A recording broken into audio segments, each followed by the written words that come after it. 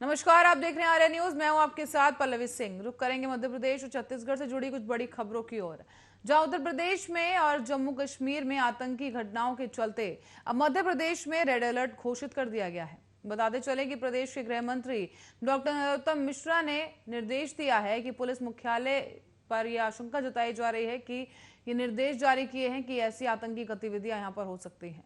इसी बीच सोमवार को गृह मंत्री ने यह भी कहा था कि उत्तर प्रदेश में अलकायदा समर्थित संगठन के 2 आतंकवादियों की गिरफ्तारी और जम्मू कश्मीर में आतंकवाद की स्थिति को देखते हुए प्रदेश में रेड अलर्ट जारी करने के निर्देश पुलिस महानिदेशक को दे दिए गए हैं।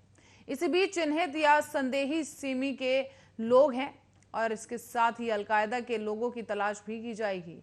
इन पर कड़ी नजर रखेंगे और उधर इस संबंध में पुलिस मुख्यालय से प्रदेश के लिए अलर्ट आदेश जारी कर दिए गए हैं।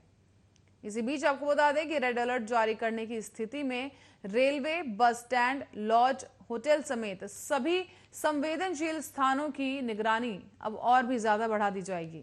ऐसे में सार्वजनिक स्थानों पर पुलिस लगातार चेकिंग करेगी और मीडिया से चर्चा के दौरान डॉक्टर मिश्रा ने प्रदेश में नक्सली समस्या बढ़ने को लेकर भी कहा है कि हम नक्सलियों को प्रदेश में पनपने नहीं देंगे। हमने उन्हें ढेर भी किया है और हमारा स्टाफ फोर्स, जो स्पेशल टास्क फोर्स है, वो भी लगातार कार्रवाई कर रहा है। इसी बीच केंद्र सरकार ने 2 वाहिनियों को दिया है और जो कि बालाघाट में लगी हुई है। पिछले सप्ताह हमने उनका पूरा नेटवर्क ध्वस्त कर दिया था और आगे भी लगातार ऐसे ही कार्रवाई जारी रहेगी।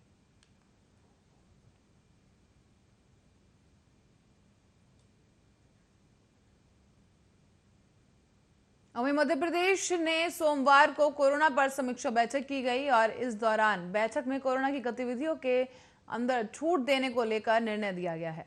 इसी बीच प्रदेश में अब बाजार 10 बजे तक खोले जाएंगे, जबकि सिनेमा घर भी अब 50% क्षमता के साथ खोले जा सकेंगे। ये नए नियम आज से ही लागू कर दिए गए हैं, जबकि रेस्टोरेंट अब पूरी क्षमता के साथ खोले जाएंगे।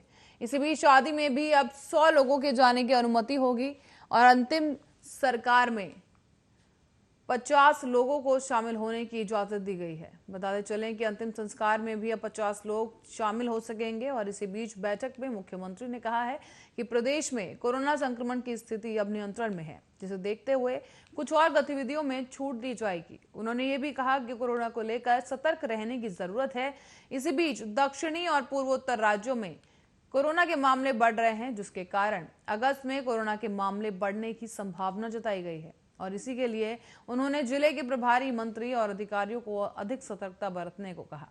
साथ ही सीएम ने कहा है कि कोविड गाइडलाइंस का पालन करने के लिए जनता को प्रेरित किया जाए और प्रदेश में 18 साल से ऊपर के करीब 37% लोगों को वैक्सीन भी लग चुकी है। इस दौरान इंदौर में 78%, भोपाल में 69% और शहडोल में 55% और उज्जैन में 51% लोगों का वैक्सीनेशन किया जा चुका है। इसे देखते हुए सीएम शिवराज ने देवास, अनूपपुर, पन्ना, खरगोन, सीधी और उमरिया, सतना, भिंड और विदिशा में टीकाकरण को तेजी के साथ करने के भी निर्देश दिए हैं। उन्होंने कहा है कि जिन जिलों में 75% से कम टीकाकरण हुआ है, उन जिलों की समीक्षा अलग से की जाएगी।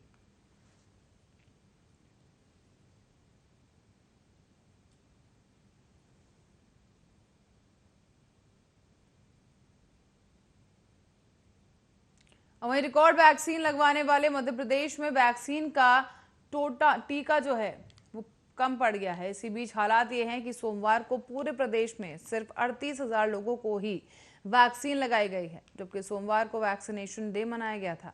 मध्य प्रदेश सरकार का इसके पीछे अपना तर्क ये है कि कांग्रेस ने जमकर हल्ला बोला है मध्य प्रदेश सरकार के ऊपर। इसी बीच दरअसल कुछ दिन पहले तक जिस वैक्सीनेशन सेंटर पर पैर रखने की जगह नहीं रहती थी, उसी वैक्सीनेशन सेंटर पर अब सन्नाटा पसरा हुआ है, जो कि मध्य प्रदेश सरकार के दावों की हवा निकाल रहा है। बता दें कि रिकॉर्ड वैक्सीनेशन करने के बाद खुद की पीठ थपथपाने वाली मध्य प्रदेश सरकार के पास अब वैक्सीन का टोटा पड़ गया है और इसके कारण सोमवार को मध्य प्रदेश में महज कुछ हजार लोगों को ही वैक्सीन लगाई गई।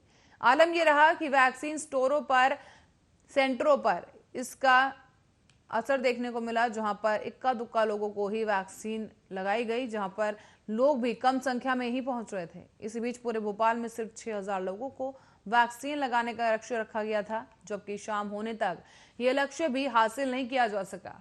12 जुलाई को मध्य प्रदेश में 38,370 लोगों को वैक्सीन लगाई गई और इनमें से सबसे ज्यादा इंदौर में यानी 11,717 लोगों को इंदौर में वैक्सीन लगाई गई है। भोपाल में 5,576 लोगों को वैक्सीन लगाई गई। 51 में से 16 जिलों में एक भी वैक्सीन नहीं लगाई गई।